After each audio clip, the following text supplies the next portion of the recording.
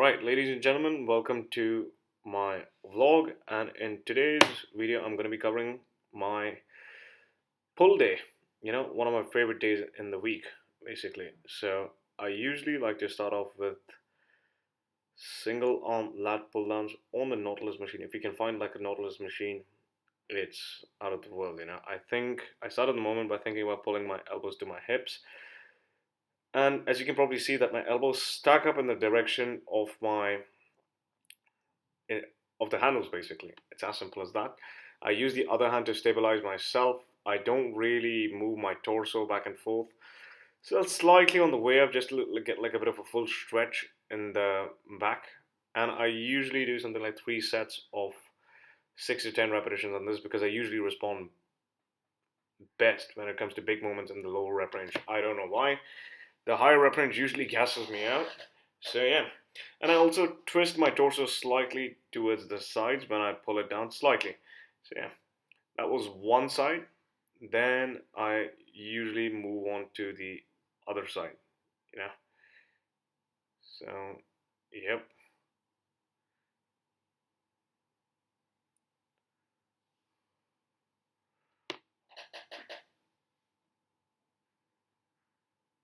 As you can probably see, like before I start on my set, I'm like resting in the middle of it. I didn't film the other side because there's not much for me to see on the other side.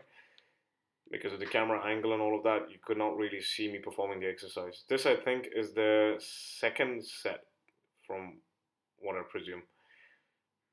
So yeah, same old cues, you know, slow on the way up, explosive on the way down, take like a nice little pause at the bottom. And previously my left side would be weak, so I would always start off with my left side. But right now my left side has actually caught up, and it looks like I gotta start off with my right side basically. So yeah. And from there, I mean, this is obviously my last set, so as you can probably see, I'm really grinding out the reps. I was supposed to get that last rep, but you know what? Tough cookie. I actually got more reps done on my left side, just one rep extra. So in the next workout, I'm going to start off with my right side, basically. And moving on from there, what do I start off with is the single arm neutral grip row. That's like a horizontal pull. So I usually start my exercise with a vertical pull, which is a pull down, and then from there I start off with a horizontal pull. Now the cue that I usually like to give to people when it comes to performing this exercise is think of pulling your elbows to your hips, and get the leg outward of the side through which you're pulling, and use the other leg to stabilize yourself with your hands on the thigh so that you don't move things around basically. I don't like to twist my torso. I like to get like a full little stretch with the pause on in that stretch position for like a nice little second. As you can probably see, I don't pull beyond my body. And on the way down, I think that my elbows, my hands are being pulled away from me basically. So yeah. Then yeah, same old 3 sets of 6 to 10 repetitions basically. I don't really like to train till failure. Not because Yash is a pussy or something like that. It's because my recovery for this particular week was a bit down, you know. So yeah, moving on from there, I filmed the other side as well, the weak side. Well, technically now it's become the weak side because previously it was like the strong side. Same old cues, you know. Get the leg out of the one through which you're working with your hand and use the other leg to stabilize yourself. As simple as that. No biggie. Yeah. Then from there, yeah, it was actually a pretty good set. And there's not much for me to say around this basically. But it was actually a pretty good workout. I actually really enjoyed this. Think thought of pulling my elbows to my hips. Yes, I know I need to do something about my calves, but it's more of like my calves have actually grown because I've been sticking to the same workout and I've been progressively overloading on them. Not that this is a commentary for my calf workout. But think of pulling your elbows to your hips, and on the way down, think that your arms are being pulled away from you. Then from there, but I still have to film my last set. So this is obviously like my last set. And it's a pretty cool angle because it shows the amount of weight that I've been lifting. That is 3 plates, 60 kilos at a 64 kilo body weight, basically. As you can probably see, there's nothing more cooler than a guy who's wearing yellow color, blue light blockers in John Lennon style, covered up in tattoos, and lifting his own body weight in a hardcore gym. By the way, this gym is known as the Dungeon Gym in Dubai. Pretty famous gym. It's a proper hardcore gym. So yeah. And as you can probably see, like my elbows are pointing downwards and backwards the more I pull it. It never ever points upwards. You know? And I'm not moving my torso. The only thing that's happening is I think of twisting my torso towards the side when I'm doing the exercise basically. And on the way back up, I keep my torso back to normal. So yeah, not much for me to comment right here, but as you can probably see, the rep slows down on the way up. That's it. That's just it. You know, the quality is not fucked with. As simple as that. Then from there, I move on to machine chest supported row. I'm not a huge fan of this exercise, but my coach says that I need to bring up my upper back, so we do what the coach says. If you got a coach, be coachable. you know, like it's not the job of a coach to babysit you or spoon feed you. Yes, of course, the coach should adapt the plan relevant to what you are trying to achieve, but at the end of the day, like people need to get shit done. People are not fucking handicaps. That lack of time rubbish. My job doesn't allow me. My social life, like, come on, you want something, you gotta get it done. Yeah. So always hire a coach when you got your shit in check. As simple as that. Or when you want to get your shit in check and you're open to being coached. So yeah, that basically is it. As you can probably see, I train with slippers. Probably everyone in this gym usually trains with slippers because it's a hardcore gym. So yeah, and in this, I make sure that my elbows are in line with the handles. Like my elbows are not pointing down, but they're pointing in a straight line. And I slightly get my hips backwards. I usually do 3 sets of 6 to 10 reps. I didn't film the other sets, and yeah, I mean not much for me to say right here. I usually like to leave like 1 rep in reserve right here. Then from there, I will be covering the I'll be covering 2 sets of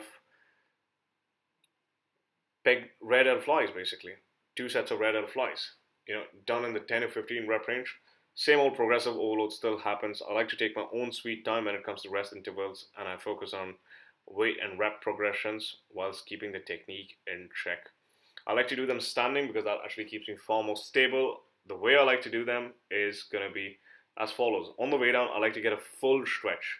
If I could get my hands across each other, on top of each other, that would stretch my right elbows to a whole new other degree. But unfortunately, it can't. And why do I actually place them after doing heavy rows and pull downs? Because your red delts are already fired up on those exercises. So, and then, bam, when you perform these exercises, it's like the nice icing on the cake that you need, basically. I maintain a slight little bend in my elbows, and I think of pulling my arms sideways. That's it. That's it.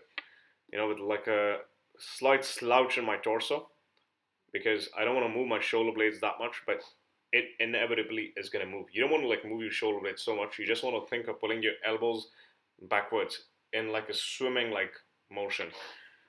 So yeah, that was the first set. The performance remained the same. Obviously, I didn't really hit failure because my aim was to get like a bit of a PR, which is a personal record of an increment in weights and reps on the second set. So I got like a rep mode done than last time on the second set. Now, 1 rep increments might not really seem a lot on paper, but if you keep your technique in check and you accumulate those one small little wins over a given period of time, who knows, that might probably add up to something like 10 reps. That's like a whole new other set. And if you do that for the next, I don't know, 1 year, weight's going to go up, more muscular tension has been imposed, and like you're going to grow. There's nothing sexy. So yeah, this is like another angle. I slightly move my torso on the last 1 or 2 reps, like slightly get it off the bench. But usually, if you compromise your technique by, I don't know, 1 or 2 percentage, but you usually on the last 1 or 2 reps, I mean, nothing's gonna happen. You're still gonna add on more tension to the muscle because the muscle is already fatigued from the previous few clean reps. So yeah, I mean, I really love the red L's because my red L's have actually grown. It's a nice feeling. So yep, that basically is it, fellas. Then from there, what do I do?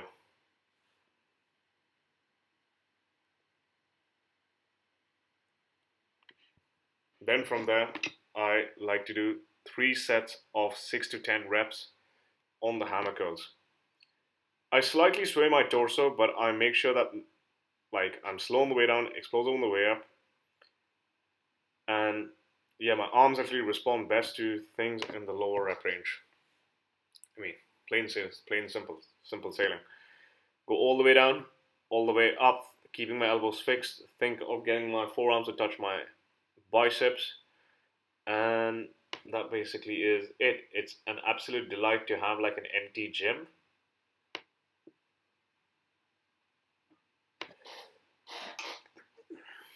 So yeah, now I just filmed the first 2 sets. I usually do 3 sets of it, but it's not 3 sets of 6 to 10 reps. 3 sets of 8 to 12 reps basically.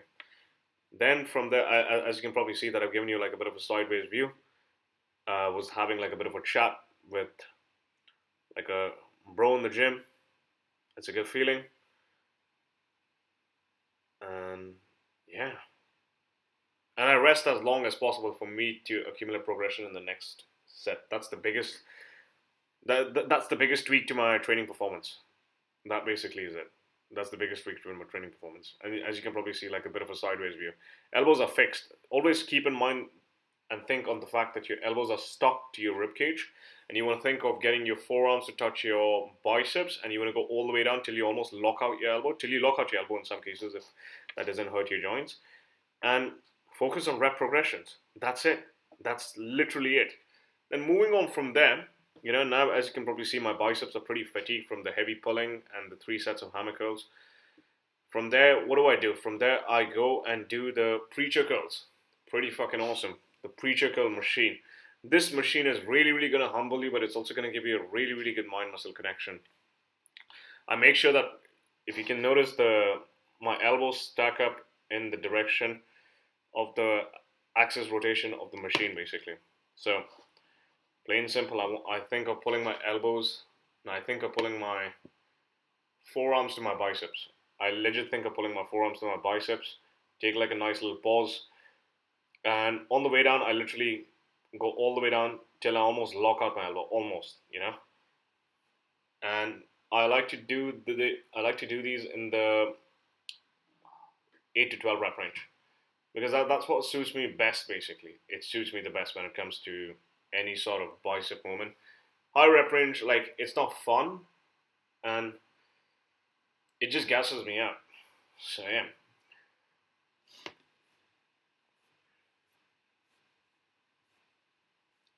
Luckily for you guys, I've filmed all 3 sets in this.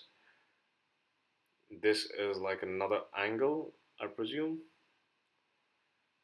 Sorry for the angle, so I know you guys can't really see my face, for which I apologize.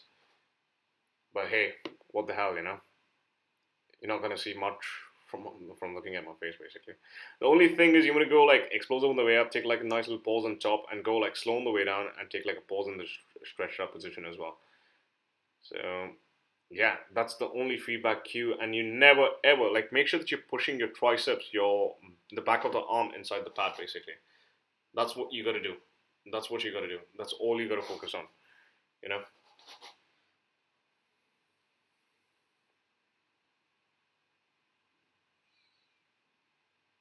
And I'm just like wrapping out 10 kgs away because this machine, the flex machine, I think it really really humbles you.